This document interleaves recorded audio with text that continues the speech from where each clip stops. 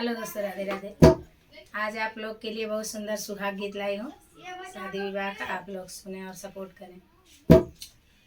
हाथवा माँ लोटा लिए